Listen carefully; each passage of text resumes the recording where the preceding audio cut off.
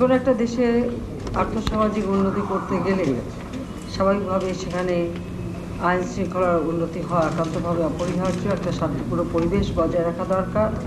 মানুষ নিরাপদে ঘুমাতে চায়, শান্তিতে চলতে চায়। এটাই হচ্ছে মানে নিরাপদে যদি মানুষ চলতে না পারে, ঘুমাতে না পারে, মানুষ যদি ভালোভাবে চলতে না পারে, তাহলে মানুষের ভিতরে কর্মস্পৃহা কমে যাবে এবং মানুষ সবসময় একটা আতঙ্কগ্রস্ত থাকবে।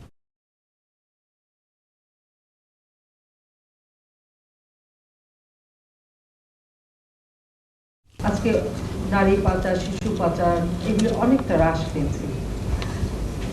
অস্ত্র এবং মাদক চোরার কারবারি এর উপরে আমাদের বিশেষভাবে গুরুত্ব দিতে হবে। এটা যদিও কমেছে, কিন্তু এটা আরও কমাতে হবে এবং এর জন্য কিন্তু প্রতিবেশী দেশগুলির সাথেও আমাদের একটা সমঝোতা এবং আলোচনা এবং মানে পারস্পরিক সহযোগিতা প্রয়োজন, যেটা সব থেকে গুরুত্বপূর্ণ। আমরা চাই যে জনগণ যেন সেবাটা পায়, কারণ জনগণের সেবা করাই হচ্ছে আমাদের সরকারের মূল লক্ষ্য। বাংলাদেশ ভৌগোলিক অবস্থানের কারণে যে কোনো সময় প্রাকৃতিক দুর্যোগের মুখোমুখি হতে পারে।